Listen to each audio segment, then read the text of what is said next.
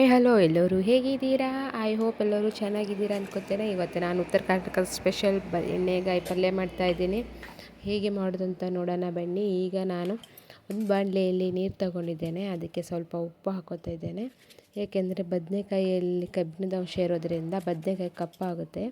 ಹಾಗಾಗಿ ಉಪ್ಪು ಹಾಕೋದ್ರಿಂದ ಬದನೆಕಾಯಿ ಕಪ್ಪಾಗೋದಿಲ್ಲ. ನೋಡಿ, ಹೀಗೆ ಬದನೆಕಾಯಿ 4 ಹೋಳು ಮಾಡ್ಕೋಬೇಕು.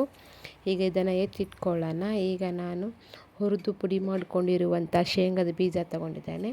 ಮತ್ತು 1 ಟೀ ಸ್ಪೂನ್ ಅರಿಶಿನ, ಉಪ್ಪು ಮತ್ತು ಖಾರದ ಹುಡಿ, ಸ್ವಲ್ಪ ಗರಂ ಮಸಾಲ ಹಾಕ್ಕೊಂಡಿದ್ದೇನೆ.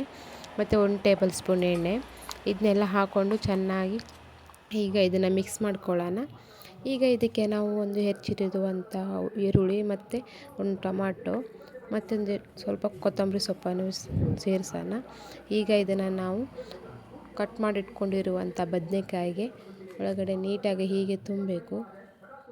ಹೀಗೆ ಚೆನ್ನಾಗಿ ತುಂಬೋದ್ರಿಂದ ಬದನೆಕಾಯಲ್ಲಿ ಎಲ್ಲ ಮಸಾಲದ ಅಂಶ ಹೋಗ್ಬಿಡುತ್ತೆ. ಚೆನ್ನಾಗಿರುತ್ತೆ, ಟೇಸ್ಟಿಯಾಗಿ ಬರುತ್ತೆ. ಬದನೆಕಾಯಿ ತುಂಬ ಚೆನ್ನಾಗಿರುತ್ತೆ. ಮನೇಲಿ ಒಂದು ಸಲ ಟ್ರೈ ಮಾಡಿ.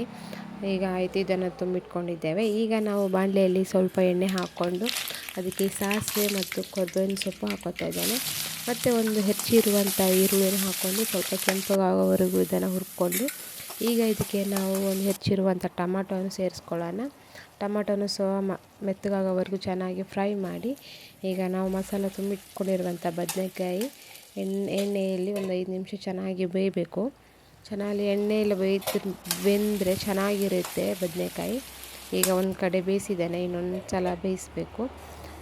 ನೋಡಿ, ಈಗ ಎಷ್ಟು ಚೆನ್ನಾಗಿ ಬಂದಿದೆ ನೋಡಿ, ಎಲ್ಲ ಎಣ್ಣೆ ಬಿಡ್ತಾ ಇದೆಯಲ್ಲ, ತುಂಬಾ ಚೆನ್ನಾಗಿರುತ್ತೆ. ನೋಡಿ, ಈ ಥರ ಮಾಡಿ ಈಗ ಇದಕ್ಕೆ ನಾವು ನಮಗೆ ಎಷ್ಟು ಬೇಕೋ ಅಷ್ಟು ನೀರನ್ನು ಸೇರಿಸ್ಕೊಳ್ಳೋಣ. ಇದಕ್ಕೆ ಈಗ ನೀರು ಸೇರಿಸ್ಕೊಂಡು ಮೇಲೆ ಸ್ವಲ್ಪ ಕೊತ್ತಂಬರಿ ಸೊಪ್ಪನ್ನು ಹಾಕ್ಕೊಂಡು ಈಗ ನಾವು ಒಂದು 5 ರಿಂದ 10 ನಿಮಿಷ ಚೆನ್ನಾಗಿ ಬೇಯೋದಕ್ಕೆ ಬಿಡೋಣ. ಅದಕ್ಕೆ ನೋಡಿ, ಈಗ ಬದನೆಕಾಯಿ ಎಣ್ಣೆಗಾಯಿ ಪಲ್ಯ ರೆಡಿಯಾಗಿದೆ. ನೋಡಿ ಎಷ್ಟೊಂದು ಚೆನ್ನಾಗಿ ಬಂದಿದೆ ಅಂತ.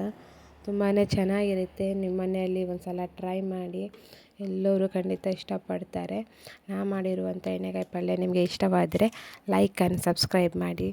Thank you watching for